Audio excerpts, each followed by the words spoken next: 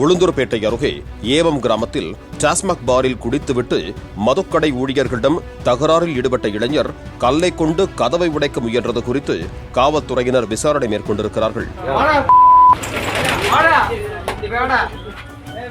நத்தக்காளி கிராமத்தை சேர்ந்த கண்ணன் என்பவரின் அட்ராசிட்டியை கேள்விப்பட்டு அங்கு வந்த உளுந்தூர்பேட்டை போலீசார் போதையில் தத்தளித்தவரை இழுத்துச் சென்றனர். போலீசாரின் விசாரணையில் மதுக்கடையில் பணிபுரியும் தற்காலிக ஊழியரான சாந்தகுமார் உடனான முன்பகை காரணமாகவே போதையில் கண்ணன் அட்டகாசத்தில் ஈடுபட்டது தெரியவந்தது.